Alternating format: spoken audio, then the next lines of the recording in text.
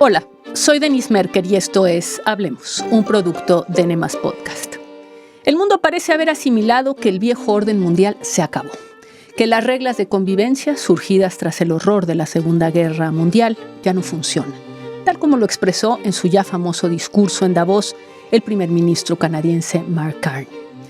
La polémica entonces está ahora en lo que pueden y deben hacer los países para sobrevivir y desarrollarse en este mundo marcado por la rivalidad entre dos potencias que no se andan con miramientos a la hora de perseguir sus intereses. Pero ¿cómo enfrentar un mundo en el que la interdependencia económica, política de todo tipo, se volvió el arma mediante el cual te chantajean o buscan someterte? En México la oposición ha sido cada vez más crítica respecto a la posición adoptada por el gobierno de Claudia Sheinbaum y que se expresa en esa fórmula, también ya famosa mundialmente, de mantener la cabeza fría. ¿De qué la acusan? De que es un lugar común, de que es una estrategia fallida de apaciguamiento o de que es un franco sometimiento. La pregunta es si, dada la intensa compenetración entre México y Estados Unidos, en materia de comercio, pero de seguridad, pero también incluso de la población, ¿existe realmente otra posibilidad? Y si sí, ¿cuál sería? Y si no, ¿hay mucho para dónde hacerse? Si no hay mucho para dónde hacerse, ¿a quién culpamos? ¿A este gobierno o movimiento o a problemas más estructurales que venimos arrastrando de tiempo atrás? ¿O estamos simplemente ante una crítica fácil que busca ganar adeptos? Uno de quienes ha expresado más claramente esta crítica es Aurelio Nuño. Aurelio, que fue jefe de la Oficina de la Presidencia y secretario de Educación durante el gobierno de Enrique Peña Nieto, también fue coordinador de la campaña de José Antonio Meade. Y a Aurelio le agradezco por estar hoy con nosotros en Hablemos. ¿Cómo estás, Aurelio? Qué gusto saludarte. Muy bien, Denise, encantado de estar aquí en este podcast tan exitoso que has tenido. Mil gracias por invitarme. Te agradezco. De estar aquí.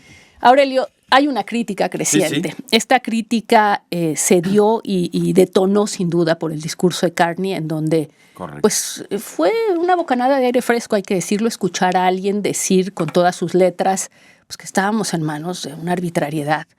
Estábamos enfrente de un país hegemónico que actuaba arbitrariamente y que ya nos quitáramos de ilusiones de si la ONU, el multilateralismo, en fin, que había sido una ficción, incluso que no había sido una realidad, que había sido una ficción y que más bien aceptáramos lo que estaba ocurriendo. Yo te pregunto, a partir de entonces se habla de por qué Claudia Sheinbaum no hubiera podido decir ese discurso. Correcto. Y me gustaría, porque tú lo has criticado, empezar por preguntarte si es justa esta exigencia de pensar que el presidente de México, sea ella o cualquier otro, debería o tendría que estar en posibilidades de hacer un discurso como el que hizo el primer ministro canadiense. Mira, yo creo que la crítica en parte es justa y en parte no. Yo creo que la posición actual que tiene la presidenta prácticamente no le da margen de maniobra, desafortunadamente. Pero la pregunta es ¿por qué? Y yo creo que esa respuesta tiene dos partes. Tiene una parte estructural y muy profunda, es decir, México es un país mucho más débil históricamente y estructuralmente Estados Unidos, y eso, digamos, es un problema profundo e histórico, ¿no? Pero yo creo que esas debilidades, que son debilidades del Estado mexicano, se han profundizado con Morena. Y yo creo que ahí es donde hay una crítica a dos gobiernos que llevan ya más de 7 años gobernando y que han debilitado aún más a un Estado débil. Yo lo que escribía y lo que ponía es que Carney pudo hacer lo que hizo, más allá de que tuvo el valor y fue muy brillante, porque Canadá tiene una combinación que soporta la capacidad de ser independiente y de ser más libre. Y es que Canadá tiene un gobierno limitado, es decir, tiene un gobierno republicano con instituciones que funcionan, tiene Estado de Derecho, tiene división de poderes, pero también tiene un Estado fuerte que tiene uno de los mejores sistemas educativos del mundo, que tiene un sistema de seguridad social muy robusto, en donde tienen control de su territorio y tienen soberanía, en donde tienen tecnología propia, y eso te da márgenes de independencia.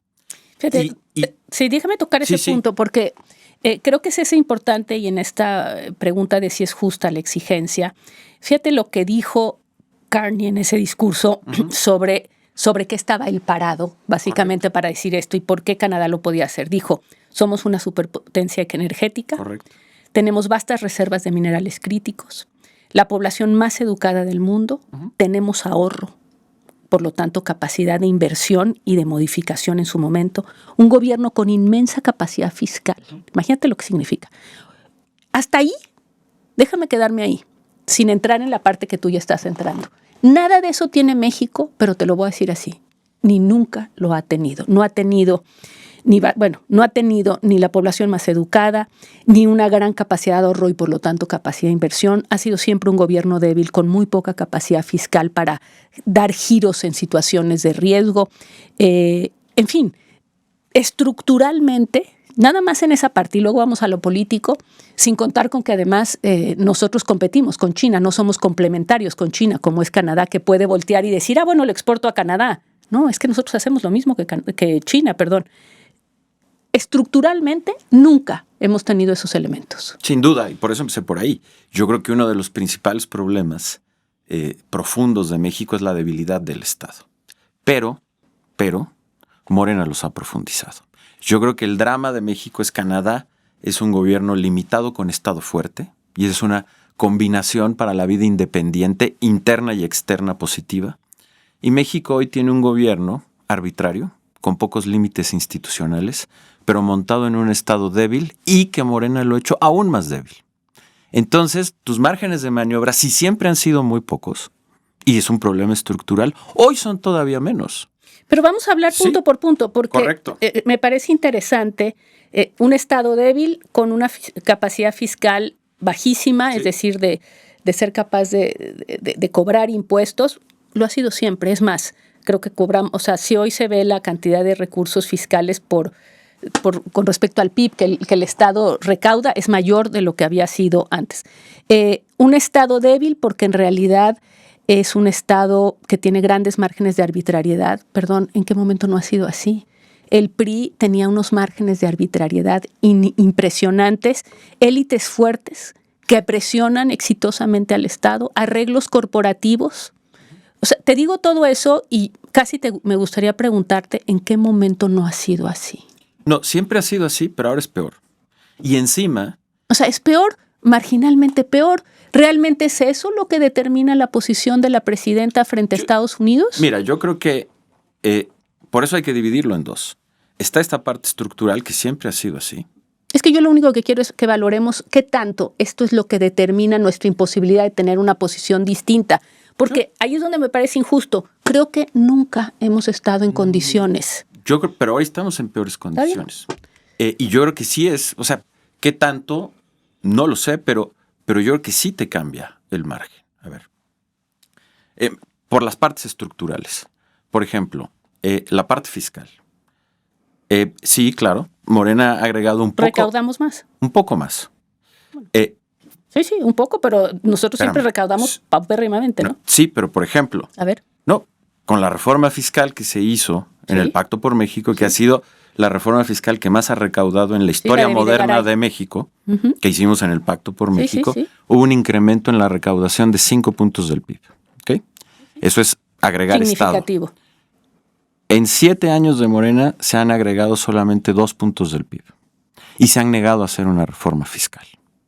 En ese mismo contexto, hay un problema, se han incrementado las pensiones en este país por un problema estructural, pero que todos sabíamos, entonces hay menos margen fiscal, se ha incrementado la deuda no es un problema mayúsculo, pero sí el pago de la deuda, porque además se está pagando con intereses muy altos. Te pongo un ejemplo que tendría que ser ya de llamar la atención. Por primera vez desde los años 80, después de esa crisis, este año en 2026 se va a pagar más por el servicio de la deuda que el presupuesto de educación. ¿Okay? Cuando un país destina que más... tiene que ver con el endeudamiento del 2024. Y eso quiere decir que eso te está dando, en la realidad, menos márgenes fiscales. Entonces, ahí tú tienes, dijéramos, un punto en donde si Morena quisiera hacer una reforma fiscal a lo que se ha negado, que es hacer Estado, tendría un poco de más margen fiscal. Y por el otro lado, se ha ido acotando con decisiones propias, como aumentar el endeudamiento, como el tema energético. El tema energético está en uno de sus peores momentos. Ellos desmontaron una reforma que tenía un camino, por lo menos, y que tenía un camino de inversión. Hoy es un sector que no tiene inversión y que está subsidiándolo el gobierno. Pemex históricamente subsidiaba al gobierno, hoy es al revés y está metiendo otra restricción. Y tú tienes ahí un problema de capacidad del Estado y del país. Uno de los grandes problemas de por qué la economía no está creciendo y de la falta de fortaleza del país es que no hay energía en el país. Canadá es una superpotencia energética y no lo hay. Y eso son decisiones de Morena. Son decisiones de estos 7 años. Sí, en una estructura débil, sin duda, pero que se ha profundizado. Déjame seguir. Dime. Educación, que es muy importante, lo dice Carney en su discurso. Somos la población más educada del mundo. Parte de tu fortaleza para poder tener una vida independiente de cada persona en tu nación y tú como nación frente al mundo, parte de una educación de calidad. La de México siempre ha sido un problema, pero había una ruta, había un camino. Ellos decidieron deshacer una reforma educativa para regresarle el control a un poder privado, al sindicato, en contra del Estado mexicano. Ahí hay una debilidad brutal que ellos rehicieron, existía. Se quitó, se hizo Estado, se creó un servicio profesional docente que era una nueva institución del Estado mexicano que hacía a un lado a los líderes sindicales que controlaban de manera privada el sistema educativo y ellos lo regresaron debilitando al Estado. En salud, pues sí, nunca hemos tenido un gran sistema de seguridad social, pero en este país las medicinas llegaban. Las vacunas había. Ellos desmontaron ese sistema, eso es desmontar el Estado. Abrazos no balazos, que ahora se ha corregido, pero hizo un daño profundo. El Estado mexicano, efectivamente, concluyo con esto, estructuralmente el Estado mexicano nunca ha controlado totalmente su territorio, es parte de su debilidad. Pero después de abrazos no balazos, la penetración en el control territorial del crimen organizado fue mucho mayor y hoy les está costando mucho trabajo y ese es el principal punto de debilidad frente a Estados Unidos. ¿Cómo le pides a Estados Unidos que respete tu soberanía cuando tú no la puedes garantizar? Y eso, aunque está en un problema estructural, ellos lo han profundizado. Y por eso te decía que creo que la crítica a la presidenta es justa en términos de que la debilidad estructural del Estado mexicano, Morena la ha profundizado, y en parte no, porque ella concreto, hoy por hoy, montada en una circunstancia que le da muy pocos márgenes. Pero hay parte de responsabilidad en ese debilitamiento de su gobierno, ¿no? De su movimiento. Entiendo, entre lo que tú dices, por ejemplo, es el tema de la baja inversión, donde entiendo que hay cosas que se han hecho, la reforma judicial, que tú la citas, la dilución o debilitamiento del amparo, que obviamente no invita a invertir porque la gente, y no los grandes capitales, que tendrán otra manera de hacerse respetar. Me refiero a los que realmente generan empleo, le deben tener pánico a tener una diferencia con alguien y no tener capacidad o un sistema de resolución de conflictos en el que puedan confiar. Efectivamente, Pemex quebrado, la dependencia del gas de Estados Unidos. Todas estas circunstancias existen. Déjame preguntarte si no la debilidad máxima en realidad que enfrentamos, aunque creo que todo esto pesa de forma que no sé qué tan marginal es, pero lo sustantivo que es, en realidad la debilidad máxima que le veo a México frente a Estados Unidos es la penetración del crimen organizado. Y esa no se inventó ahorita, quizá no se combatió efectivamente, o más bien no se combatió como se debía durante el sexenio de Andrés Manuel López Obrador. Yo creo que tampoco se combatió como se debía en el sexenio de Enrique Peña Nieto y creo que tampoco en el de Calderón. Entonces, lo que creo es que hemos tenido evidencia brutal de la penetración del crimen y ahí sí ponen a la presidenta en una situación de increíble vulnerabilidad porque en cualquier momento le pueden, con información, básicamente ir a decirle lo que le está diciendo Trump de que en realidad el país lo manejan los narcos. No es que sea así, pero es que tiene un punto cuando sabemos que hay presidentes municipales, que hay gobernadores más o menos cómplices de la acción criminal y creo que ese punto es el que nos dejó en esta coyuntura internacional literalmente en manos, digamos, del ogro del norte. Sin duda, y efectivamente es un problema estructural y yo estoy de acuerdo contigo, es algo que ningún gobierno ha presentado una solución, por lo menos que se encamine a que lleguemos a buen puerto. En eso estoy de acuerdo. Pero sí creo también que el haber bajado las manos durante el gobierno del presidente López Obrador... Y del de Enrique Peña Nieto. Al final se bajaron las manos, Aurelio. No estoy de acuerdo, pero Aquí, bueno, es Yo que creo que fue el final de Peña y el inicio de Andrés Manuel. Bueno, todo. Lo podemos discutir. Pero quienes dijeron abrazos no balazos y tuvieron una política explícita de decir no vamos a combatir al crimen porque esto se arregla de manera distinta y donde hay una evidencia contundente por donde lo veas de estadísticas de no acción de la policía, de crecimiento del control territorial del crimen organizado en distintos lugares, incluso por ejemplo con un fenómeno. Hay zonas en donde a lo mejor no hay mucha violencia porque domina un cártel. Sí, pero eso es pérdida total de soberanía y de independencia. Sí. Eso creció mucho más. Y eso ha puesto en la presidenta en una condición de vulnerabilidad brutal. No es que antes estuviéramos en un paraíso, no es que antes el Estado mexicano fuera más fuerte, pero sí tenía bases un poco más sólidas, tenía más capacidad fiscal y había no bien estructurada, yo estoy de acuerdo, creo que una de las principales autocríticas en esos temas tiene que ver con la seguridad, hablo por el gobierno en el que yo estuve, pero había un combate, había una cooperación con el gobierno de Estados Unidos, había una serie de cosas que te permitían tener más control sobre la situación y tener un diálogo distinto con Estados Unidos. Y yo creo que eso es exactamente lo que está haciendo la presidenta. La presidenta está haciendo una estrategia de seguridad que no es tampoco muy distinta a la que se hizo durante nuestro gobierno y creo que durante el gobierno del presidente Calderón. Es una mejor coordinación porque tampoco han mejorado las capacidades estructurales de la seguridad, es decir, no están haciendo mucha más y mejor policía ni a nivel local ni a nivel federal, no está habiendo un trabajo estructural para mejorar los ministerios públicos, las cárceles, etcétera. Ese trabajo de densidad del Estado tampoco lo están haciendo. Lo que están haciendo es tener una mucho mejor coordinación, que lo hacen además, yo creo que Omar García Harfuch es un muy buen secretario, es alguien que conoce muy bien el tema, entonces tienen una buena coordinación y están combatiendo. Tampoco es muy distinto a lo de antes y eso es lo que les está permitiendo salvar cara, pero la vulnerabilidad es brutal, Denise, porque 6 años de brazos caídos es brutal. Mira, me dices, están haciéndolo, tampoco es...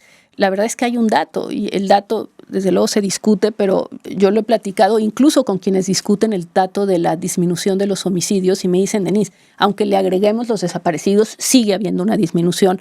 Y recuerdo muy bien cómo se sentían que en un elemento en el periodo de Peña Nieto consideraban que estarlo contando por homicidios no era un buen elemento, pero en realidad es el elemento que nos importa a todos, que es un país que se pacifica, aunque, estoy de acuerdo contigo, lo más importante es que se pacifique y que al mismo tiempo se construyan instituciones para preservar esa pacificación. Pero déjame te escucho decir en lo que se hacía. La verdad es que con todas estas críticas, algunas han sido muy duras, creo, a la presidenta en este tema de que es una banalidad, lo de la cabeza fría y el sometimiento y el entreguismo. La única prueba de cómo lo habría hecho otro gobierno la tenemos en el gobierno de Enrique Peña Nieto. Trump era una persona que no tenía un ápice del poder que tiene hoy y sin embargo el gobierno de Enrique Peña Nieto se apresuró a invitar a un candidato antes de ser electo, cuando nos había insultado y le entregaron una visita a México en la cual se dio una de las conferencias de prensa más patéticas que he visto, donde un presidente de Estados Unidos tomó el control de la conferencia teniendo al presidente de México al lado. Entonces, también como que de repente es, a ver, ¿se acuerdan de lo que hicieron? ¿Se acuerdan cómo ustedes valoraron también el riesgo y cómo se adelantaron incluso antes de que fuera presidente? Sí, pero ojo, primero, eso fue un error. Punto. No lo voy a defender, fue un error. Esa invitación a Trump, así lo creo. Y así también lo expresé en su momento. Ahora, dicho esto, esa no fue la constante. Después de eso, hubo una tensión en donde, y lo recordarás, no solamente se inició una negociación muy complicada, pero que terminó siendo bastante favorable a México, y hubo distintos momentos en donde el presidente Enrique Peña Nieto, el expresidente, le dijo que no a Trump públicamente. Lo dijo en las negociaciones, hubo varias salidas a cadena nacional, recordarás, en donde marcó una distancia clara frente a lo que se estaba haciendo y se pusieron límites. Eso hoy no ha sucedido y no va a caer en la banalidad. O sea, a ver, yo estuve en un gobierno, entiendo el problema y por eso te digo, y por eso empecé así diciendo, la crítica que se hace, la que yo hago a la presidenta, y yo por eso no, si te fijas en lo que yo escribí, no estoy criticando exactamente las acciones de la presidenta, sino el contexto en donde Morena debilitó, y creo que y hoy la presidenta está en un contexto de todavía mayor debilidad, Denise, que ellos mismos lo crearon. Es que en este momento la presidenta tenga más margen, es difícil, pero te voy a decir algo. Lo que te venía diciendo anteriormente, ellos solitos fueron creando una condición de mayor debilidad en la cual no tiene prácticamente no tiene margen. Aún así, yo pienso que hay más alternativas. Yo creo que otro problema... Vamos a ir a las alternativas, pero déjame nada más preguntarte algo porque me parece interesante. Decías que, y creo que es importante, y por eso me parecía importante hablarlo contigo, porque también quien no está en el gobierno creo que habla más fácilmente de estas cosas. Pero, por ejemplo, los márgenes que pudo tener Enrique Peña Nieto. Sí. Tengo muy claro un recuerdo de una entrevista que le hice al expresidente, en donde acababa de ver a Xi Jinping. Sí. Y estaba muy entusiasmado porque la reunión con Xi Jinping había sido muy buena. Y básicamente lo que pensó es que bien, tienen interés en invertir en nuestro país y yo estoy feliz de que inviertan y me sentí muy cómodo con ellos, me entendí muy bien en la reunión. Y a partir de ahí se hicieron una serie de proyectos. Y Estados Unidos los paró. Y los paró brutalmente. El primer proyecto importante que se tuvo con los chinos fue el fallido México-Querétaro. Siempre tenemos un espacio de debilidad en México. Siempre. Ahorita puede ser el estructural, súmale las cosas que ha hecho Morena. Yo te voy a decir, Enrique Peña tuvo el estructural y agrégale la corrupción. Se lo reventaron completamente porque bastó mostrar que el contrato con los chinos incluía el tema de IGA y un problema de conflicto de interés del presidente y de corrupción, y nunca se dieron las inversiones chinas, que en el fondo iban en el sentido de que China ha hecho en Chile, en América Latina, que era decir, quiero poner un pie ahí, y que a nosotros nos hubiera quizá dado una especie como de, no voy a decir equilibrio, porque eso no hubiera pasado, pero por lo menos un pedacito, digamos, de acceso a esos recursos que los chinos metieron en todo el resto del continente. Todos los gobiernos mexicanos, o es por una cosa o por la otra, su debilidad y su vulnerabilidad es increíble. Pero a ver, yo creo que es importante tener las dos discusiones, Denise. Porque si no... Sí, no estoy diciendo... No, es que si no nos quedamos en simplemente decir, bueno, México, la asimetría de poder entre México y Estados Unidos, que es muy grande, entonces México no tiene salidas, no tiene remedios. Pues no. La verdad es que también la historia ha demostrado que en esa asimetría de poder, y entendiendo que México siempre ha sido un estado débil y que es uno de los principales problemas históricos y estructurales de México, ha habido momentos en donde México tiene un poco de más fortalezas y que tiene mayor capacidad de maniobra en la frontera con el imperio, como vivimos. Y hoy estamos en un momento en donde los márgenes son prácticamente nulos, y eso tiene una respuesta, como empecé, en dos vertientes. Una estructural, que es esta histórica, pero a eso le has agregado un gobierno que ha debilitado aún más al Estado mexicano. Y eso los ha dejado todavía con menos margen. Estoy de acuerdo. Y déjame hacer un contrafactual. A ver, dime. En esto mismo. ¿Qué pasaría? Vamos a pensar, vamos a imaginar, porque efectivamente los contrafactuales, bueno, ¿cuál fue el siguiente gobierno? El de Peña Nieto. Ok, claro, pocos márgenes sí, pero tuvo más. Peña Nieto fue un presidente que en muchas cosas públicamente... No se puede comparar públicamente, con hoy. Bueno, tú me decías, es el único contrafactual cercano, es el único. Sí. En ese contrafactual cercano, el expresidente Peña Nieto en distintas ocasiones públicamente le dijo que no a Trump. Y se caminó y se avanzó. Ok, hoy es un momento distinto, pero hagamos un ejercicio contrafactual sobre este mismo Trump, que es un Trump más agresivo, etcétera. Reloaded, potente. Simplemente si nos hubiéramos quedado en una constante. Si hoy este gobierno tuviera un poco de más capacidad fiscal, si hoy este gobierno no hubiera hecho una reforma judicial, que básicamente paralizó la confianza en este país y este país creciera al 2%, que es el promedio que siempre ha crecido. Si no hubieran hecho lo del amparo, si no estuvieran amenazando con una reforma política que mete más tensión todavía, si no hubieran deshecho la reforma energética y este país tuviera inversiones, muchas, incluso ayudando a Estados Unidos con data centers, por ejemplo, que es parte de su carrera con China. En México prácticamente no se pueden hacer porque no hay energía, y ese es un problema que generaron ellos, que no tuvieran que estar subsidiando a Pemex y que Pemex pudiera fortalecer un poco más al Estado mexicano, que no hubieran echado atrás una reforma educativa, que no hubieran bajado el presupuesto en ciencia y tecnología. Eso, y una cosa muy importante, no hubieran renunciado a hacer política exterior más allá de Estados Unidos. ¿Con quién tiene diálogo México? ¿En qué momento hemos visto un diálogo estratégico de México con Canadá o con la Unión Europea o con Sudamérica? Nos hemos concentrado en estar ahí. Y se ha desperdiciado y se ha maltratado mucho al servicio exterior, que es parte de esa capacidad del Estado. Si no hubieran hecho todo eso, no lo sabemos, pero posiblemente hubiera más alternativas, y dentro de un mundo muy complicado, a lo mejor la presidenta podría tener, incluyendo, si no hubiera pasado, y eso no es culpa de ella, pero 6 años de abrazos no balazos, y hubiera un poco de mayor control territorial y una mejor relación en la cooperación con Estados Unidos, pues a lo mejor tendré un poco más de maniobra para no tener que responder siempre cabeza fría y voltearse para el otro lado. Yo sé que está en una situación muy difícil y creo que en ese contexto lo ha hecho bien y lo he dicho públicamente, pero no podemos dejar de ver que su gobierno, su movimiento han dinamitado parte de las fortalezas del Estado.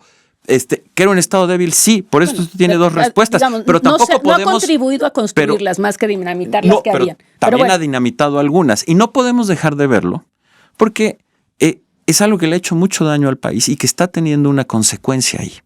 Y simplemente decir, bueno, es que como México es muy débil y siempre lo ha sido y no tiene márgenes, pues entonces está muy bien lo que está haciendo la presidenta. No, hay que señalarlo, sí, porque totalmente. Además sí tienen una responsabilidad en ello. Sin duda. Y el punto no es nada más para decir, correcto, pobre, hay que justificarlo, sino para llegar a otro punto, correcto, al que quiero llegar. Pero déjame preguntarte solo una cosa.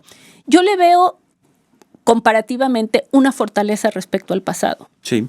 Y te voy a decir cuál es. Creo que es la de la legitimidad electoral. Correcto. Es una presidenta por la que votó más de la mitad de quienes fueron a votar, comparado con gobiernos anteriores que eran gobiernos de poquito más de un tercio, con aprobaciones muy por debajo en el apoyo popular.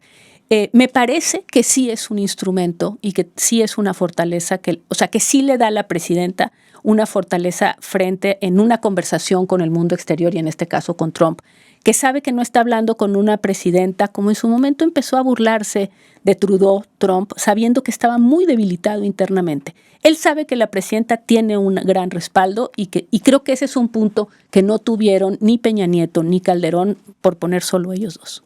Bueno, es más, creo que hasta ni Andrés Manuel, en el tema del porcentaje de la población que la respalda. Pues ahí te diría dos cosas. Eso es totalmente cierto. Ahora, esa fortaleza en todo caso no la está utilizando, porque no se está apoyando en ella para plantear o siquiera plantear alguna alternativa frente a Trump. Por lo menos públicamente no sabemos que estén negociando. Segundo, siendo cierto eso, sobre todo en las relaciones de poder internacionales, si bien siempre es un factor que ayuda y apoya, no es el único. Ni siquiera es el más importante. Pero, es decir, pero te la piensas, ¿eh? Sí, pero tú puedes ser muy popular, pero pues si no puedes controlar tu territorio, si no crece tu economía, si no puedes desarrollar proyectos energéticos, si tienes destruida tu educación, si no puedes repartir medicinas, pues ¿dónde están tus márgenes? Si tienes rendida tu diplomacia, pues muy bien, qué bueno que tengas esa popularidad, te da fortaleza, pero en este caso creo que tal vez no se haya utilizado tanto, no lo sabemos. Y segundo, en las relaciones internacionales importa, pero importan mucho. También esos factores. Sí, pero bueno, ojalá lo utilizara más. A ver, y déjame preguntarte ya pasando a ¿qué opciones reales disponibles tiene? ¿No? Porque, digamos, entiendo los puntos, me parece que en muchos puedes tener razón, pero realmente cuando se llega a esta discusión en este momento, en el que además se enfrenta algo que ningún otro gobierno ha enfrentado. Es decir, yo no creo que ninguna conversación entre un presidente de Estados Unidos y una presidenta de México en hace muchísimos años le hayan propuesto una y otra vez que te mando gente armada para resolverte el asunto. Es que no me lo imagino. Entonces, te pregunto, ¿qué opciones reales está planteando, digamos, como desde la oposición, a decirle, a ver, existe esto o lo otro? ¿Qué ves? Pero primero, yo creo que algo central y que sí está en manos del gobierno, pues es tener una diplomacia mucho más agresiva hacia otros lados. Que no tiene que ser China. O sea, aquí nadie se va a suicidar, pero que puede ser Europa, que puede ser Canadá, que puede ser Sudamérica, Brasil. Además son amigos del presidente de Brasil. México ha perdido un diálogo que ha sido fundamental en la historia de México. Los países débiles necesitan juntarse con otros países, necesitan construir alianzas. Si algo ha hecho históricamente bien la diplomacia mexicana, y por eso tenemos diplomáticos tan bien curtidos en ello, pues es que México siempre ha sabido construir alianzas, porque para nosotros, desde que perdimos la mitad de nuestro territorio en 1848, hemos tenido que lidiar con el imperio, algo que hasta ahora se están enfrentando los europeos, países, por ejemplo. Entonces México siempre ha vivido ahí y ha desarrollado una diplomacia increíblemente exitosa. Cierto. En términos de generar contrapesos, en términos de por lo menos generar posiciones comunes. México tiene posiciones históricas en condiciones también muy difíciles, cada una es distinta, pero por ejemplo, pues las famosas en los años 60, cuando México fue el único país que logró mantener una posición distinta frente a Cuba en la OEA, por ejemplo. En el caso de Contadora, en donde además, si hay un ejemplo de cómo articular a países débiles para proteger una parte estratégica para todos, que era Centroamérica, contra la voluntad de Estados Unidos y de un gobierno que tampoco era muy amigable, que era el de Reagan, y que fue exitoso. Claro, eran otros tiempos, eran otros mundos. Sí. Reagan era un caballero frente a Trump, pero aún así eran difíciles. Era un gobierno muy hostil al gobierno de México. Recordarás las visitas del presidente de la Madrid a Estados Unidos, eran brutales, y además el trato que le daban era brutal. Desde la prensa con filtraciones del gobierno de Reagan, el gobierno era muy duro con el gobierno mexicano. Y aún así, en ese contexto, incluyendo temas ya de narcotráfico, era durísimo, durísimo. Se logró articular eso. Hoy es distinto, pero por lo menos, pero ni siquiera veo ese esfuerzo. Y ahí no es que me digas, bueno, es que la recaudación fiscal siempre ha sido un problema. Sí. Ahí ya tienen una capacidad del Estado mexicano que se desarrolló durante décadas, que existe, que es la diplomacia, y que no la están utilizando. Y que no solo eso, yo creo que se han sobregirado. Todos los gobiernos utilizan algunas posiciones diplomáticas para digamos, en temas políticos. Eso es viejísimo. Viejísimo, pero aquí malísimo. Y malísimo. Bueno. Pero aquí hay unas... Por cierto, se han sobregirado. Han priistas, de hecho. Además, entonces, vamos a empezar por ahí. ¿Cómo que no hay alternativas? Claro que sí puede haber alternativas, por lo menos de diálogo, por lo menos de platicar, por lo menos de decir. ¿Qué otro? O sea, estoy de acuerdo. El elemento de, además, de la opción de estar estableciendo alianzas con países similares y cercanos para plantear ciertos frentes comunes en ciertas materias, o incluso cierta, aunque sea muy marginal, diversificación comercial, lo que sea. Pero el hecho de hacerlo y de ser vocal, que mandaría un mensaje. Muy bien, ¿qué más? Segundo tema. Yo creo que, por ejemplo, volver a hacer una apertura energética. Eso fortalecería mucho a México y lo fortalecería en su relación con Estados Unidos. Bien estructurada, fortaleciendo al Estado con órganos reguladores que ellos desmantelaron del sector energético fuertes, pero que vuelva a abrir el mercado. Un mercado que puede tener mucha inversión mexicana, por cierto, la inversión que hoy está parada, y que puede tener inversión de Estados Unidos, y que además, con un poco de imaginación, se les puede hacer un planteamiento de decir, oye, tú ahorita estás en un proceso de competencia por la inteligencia artificial. Parte de esa competencia se basa en la infraestructura que tienes para desarrollar esa inteligencia artificial. Y estás en esa competencia con China. Y Estados Unidos está haciendo inversiones absolutamente masivas en esa infraestructura. México te puede ayudar. Si este país se abriera y pusiera parte de su energía, y podría tener un diálogo distinto. Llevamos 2, 3. Yo creo que en el tema de seguridad, donde mejor están trabajando, pues yo creo que hay un problema político ahí, pero yo creo que también podría haber una mayor claridad respecto a cómo ir rompiendo parte de los efectos nocivos de abrazos no balazos y de la penetración del crimen organizado, no solo en Morena, sino en general en el sistema político, tal vez más firmes. Llevamos 3. Sí.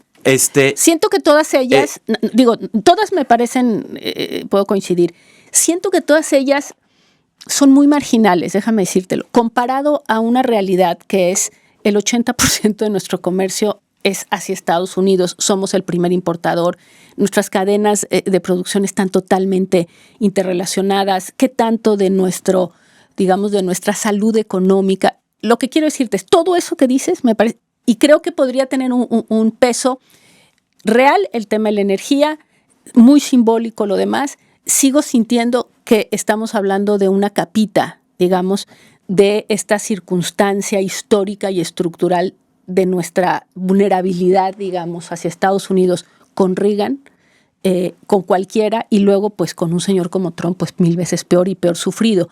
Eso es todo. Es decir, siento que nuestros márgenes, a menos de ser otro país, pero nuestros márgenes siguen siendo muy tenues, incluso con todo eso. ¿Estarías de acuerdo? Sí, por eso empezamos así la conversación. Sí, ahora, nada más. Pero me parece bien. O sea, pero no hay cosas que se pueden hacer. Claro.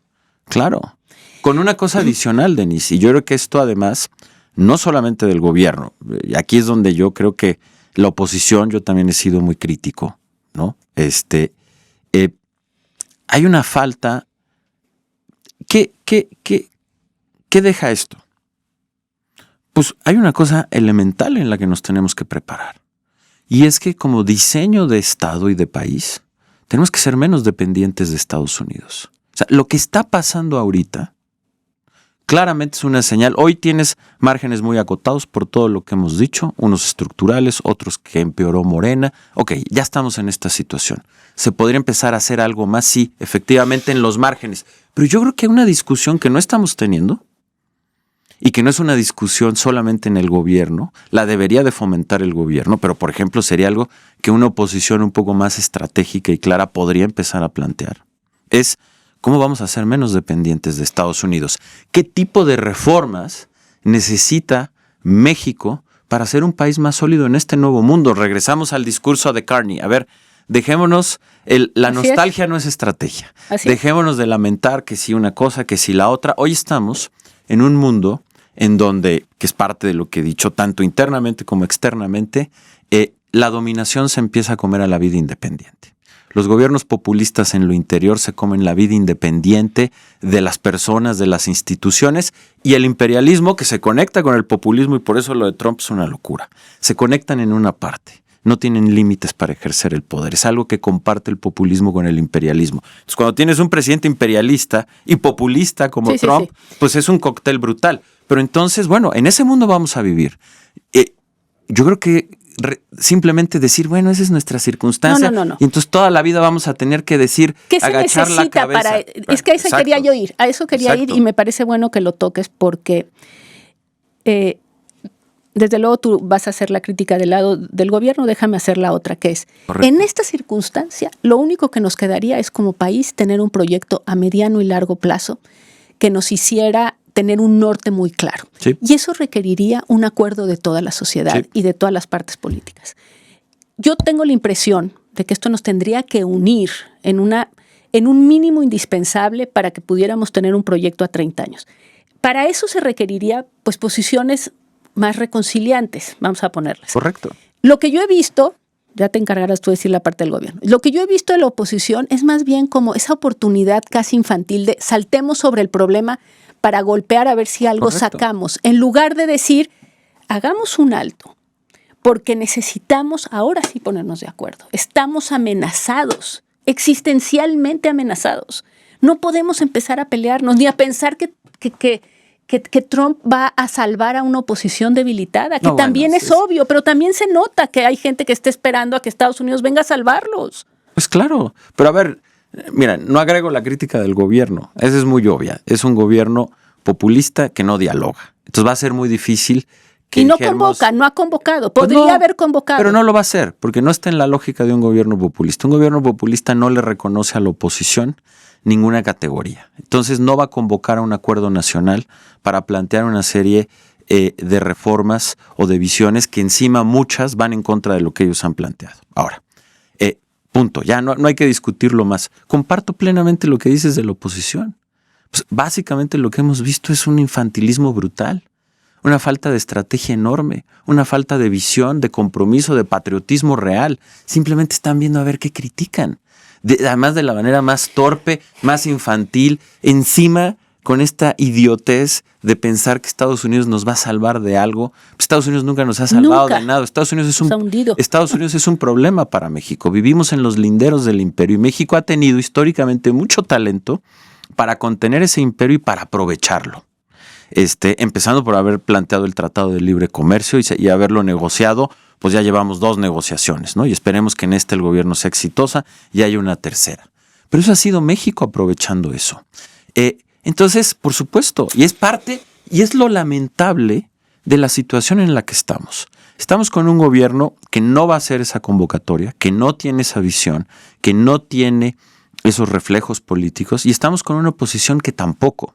Y entonces, porque al final del día, Carney lo que hizo es decir, sí, él puede hacer lo que hizo desde un país más fuerte como es Canadá, y él lo describe muy bien. Sí, sí. Pero además, él está convocando a una reforma de Canadá para que Canadá sea un país menos dependiente y está haciendo una convocatoria global para decir nos tenemos que reorganizar. Y eso puede sonar un poco utópico, pero por ahí empiezan las cosas. ¿Por qué tuvo tanto éxito el discurso de Carney? Pues porque a todo mundo le encantó. Todo nos mundo hizo sentido. Pues claro. Y entonces yo creo que ese es uno de los grandes problemas que tenemos hoy. Y yo creo que lo que tenemos que empezar a hacer es empezar a plantear ese tipo de temas. Déjame plantearte. Efectivamente, el gobierno no ha hecho una convocatoria. Creo que hubiera sido una convocatoria deseable y profundamente pertinente dada esta amenaza que tenemos. Creo que ha hecho otras cosas y ha descafeinado algunas que iban en el sentido de polarizar más. A mí me queda por el momento claro que la famosa reforma electoral ha quedado profundamente hasta el momento descafeinada. Entre otras cosas, creo, no solo por el peso del Partido Verde y el del Trabajo, sino por una intención de no polarizar más en este momento en un punto absolutamente esencial, como es garantizar reglas que permitan y posibiliten la alternancia. Creo que se detuvo ahí. Yo así lo veo. Creo que hay una... Parece que se detuvo y en ese sentido me parece algo en el buen sentido, para tratar de despresurizar este debate, como lo llama Carney, que le llamaba una plaza pública ruidosa, diversa. Tenemos una plaza pública y diversa, nosotros también. Libre hasta cierto punto, y cuando digo hasta cierto punto es que me viene el caso de Laida Sansores, pero en realidad una plaza ruidosa, diversa y libre, y lo que necesitamos es una confianza hacia adelante de que seguirá siendo así y de que seguirá siendo también un espacio donde la pluralidad y la alternancia sean posibles. Levantar el acelerador en ese sentido me parece ya un gesto. Bueno, sí, pero apenas lo estamos viendo. O sea, ya estás asumiendo de más. ¿Quién sabe qué vayan a hacer? Sí. Efectivamente, por lo menos parece que hay un freno interno. Bueno, qué bueno, pero esto requeriría de mucho más. Requeriría de una convocatoria nacional. Sí. A ver, pero Denise, no va a pasar. Bueno, y si pasara de todos modos, con todo respeto, o sea, pero pongamos los dos lados. Ni uno lo está haciendo y el otro... Por eso, la oposición es un desastre. Pero te voy a decir algo. Los presidentes de Morena, o sea, el presidente López Obrador y la presidenta Claudia Sheinbaum, nunca se han reunido con líderes de la oposición. Nunca han convocado un diálogo. ¿Por qué? Porque no les dan categoría. Porque en la lógica populista, Denise, ellos son el pueblo. O sea, la parte se asume como el todo.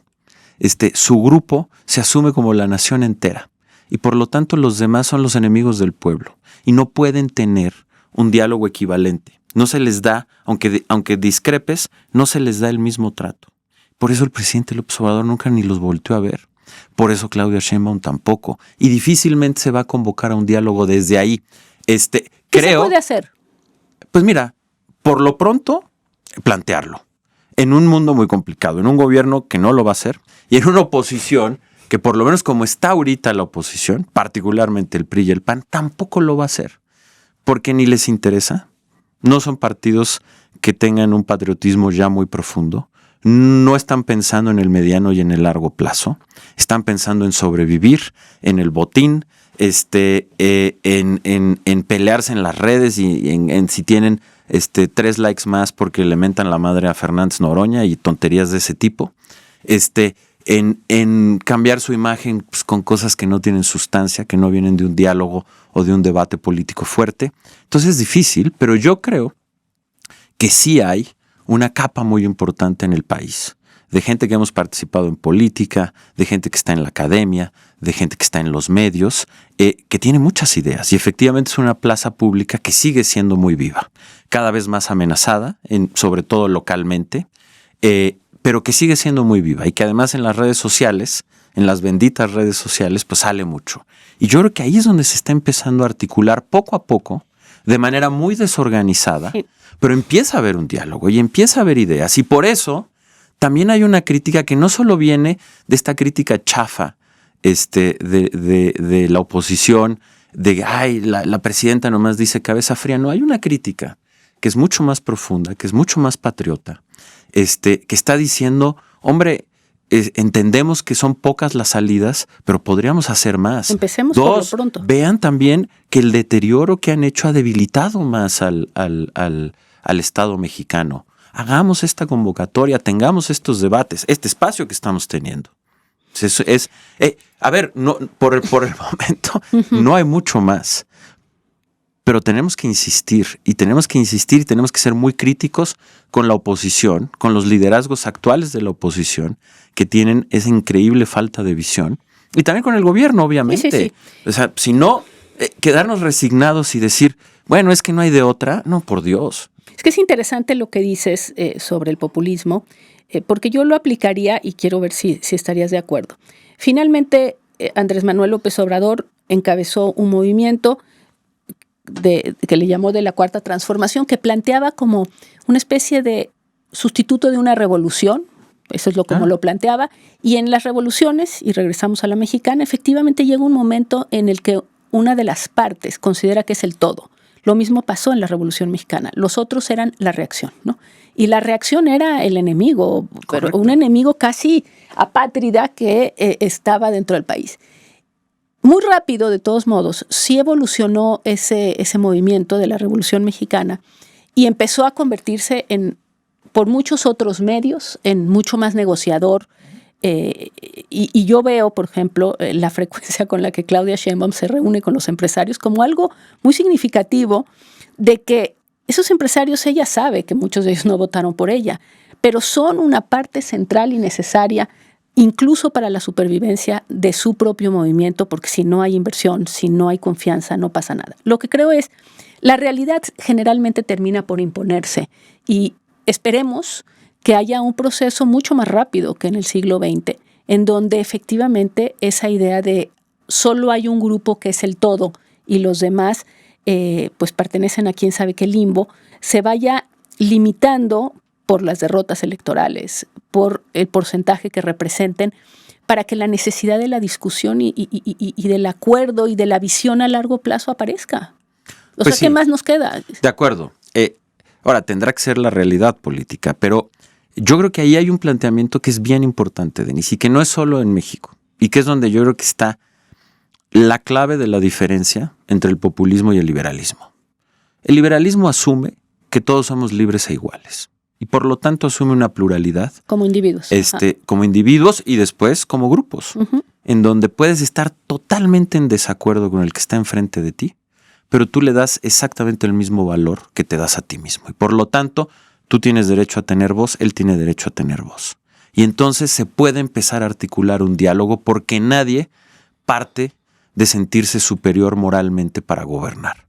Todos tenemos el mismo derecho para gobernar y así es como se articulan los diálogos. Y yo creo que México, con todos sus problemas, y me encantará, podemos hacer un programa de crítica al periodo más reciente del liberalismo en México. Es lo que te iba a decir. Que fue el proceso. Hay mucho que criticar. Bueno, Carney empieza así. Sí. Es que lo que es interesante, nada más, sí. Lo que es interesante es que Carney lo que dice es que ese mundo fue una linda ficción. No. Así lo llama. Es decir, porque el populismo también es una reacción a lo que se vivió, a un extremo de ese liberalismo que planteaba esos elementos, pero que en realidad los utilizaba pues, para acrecentar la desigualdad, para hacer una diferencia entre las personas. Entonces, digamos, no es explicable el populismo y esta idea del populismo sin explicar los excesos a los que se llegó y la ilusión de que eso era así. Porque era una ilusión. Sin duda, yo creo que para reconstruir un liberalismo en el siglo XXI, un liberalismo que se pueda oponer con eficacia al populismo, lo primero es hacer esa autopsia y es hacer ese reconocimiento de dónde estuvieron los problemas. Uno, global del liberalismo, porque no es solamente un problema del liberalismo en México, y a nosotros nos toca hacer el nuestro y a quienes participamos en él con mayor razón. En tu muy exitoso documental sobre el PRI, hablo ya de algunas cosas de autocrítica ahí, me hiciste favor de entrevistarme, pero eso lo podemos ampliar. Yo estoy escribiendo sobre eso, habrá un libro sobre eso, pero déjame regresar a lo positivo, porque también tuvo muchas cosas positivas.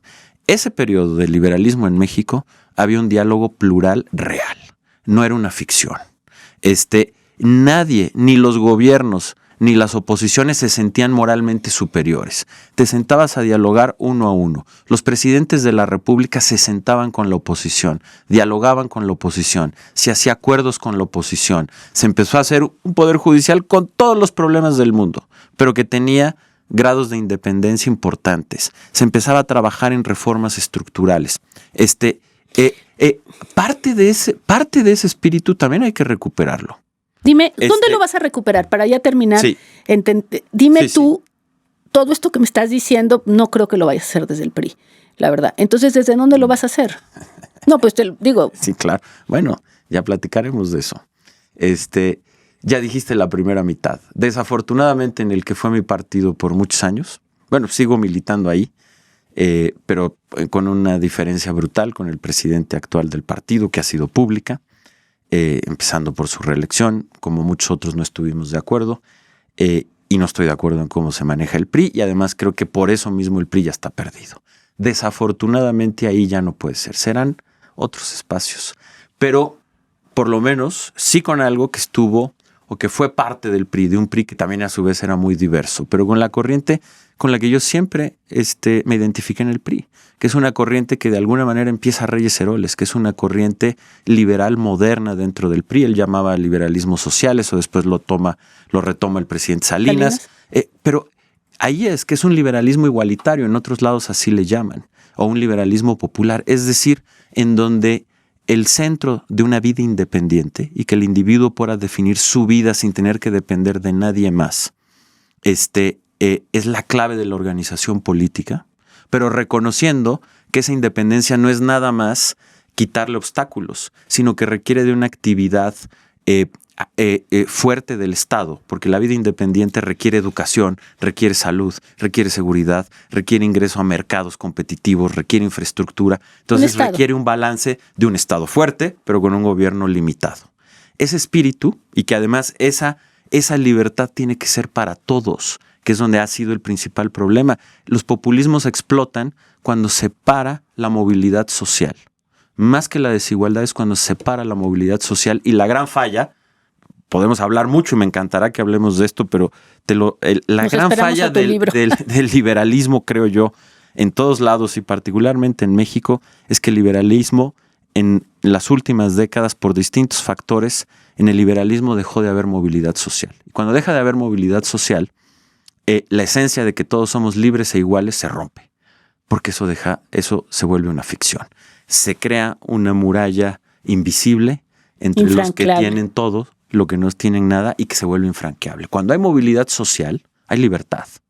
Y el liberalismo funciona, y esperanza. Y cuando ha habido movilidad social, ha habido buenos momentos liberales. Sin tampoco, dijéramos, el liberalismo tiene muchos problemas y vive en la realidad, pero bueno, eso hay que reconstruirlo, y yo es lo que pienso hacer, y lo hago desde donde puedo opinar, y lo quiero hacer en la acción política. ¿Dónde? Bueno, pues ya platicaremos. Ya lo platicaremos, esperamos tu libro, y bueno, ojalá sí es una plaza pública ruidosa, diversa y libre, la mexicana, todavía, y esperemos que así se conserve, y sobre todo que surjan se reconstruya, porque realmente se tiene que reconstruir todo el sistema de partidos. Es decir, evidentemente Morena es un partido tan nuevo, de 2014. Correcto. Es muy nuevo y los demás partidos pues han quedado completamente descolocados y sin realmente estar en capacidades por lo pronto de representar opciones y alternativas que emocionen. Te agradezco muchísimo, Aurelio. Al revés, Denise. Y pues cuando saques tu libro nos lo mandas y así Pues, a ver si hablamos aquí otra vez. Encantado, mil gracias por invitarme, lo disfruté muchísimo y felicidades por el éxito que han tenido. Gracias. Y muchas gracias por acompañarnos, ya lo saben, recuerden, suscríbanse, comenten y compartan. Nos vemos en el próximo episodio de Hablemos, un producto de Nemas Podcast.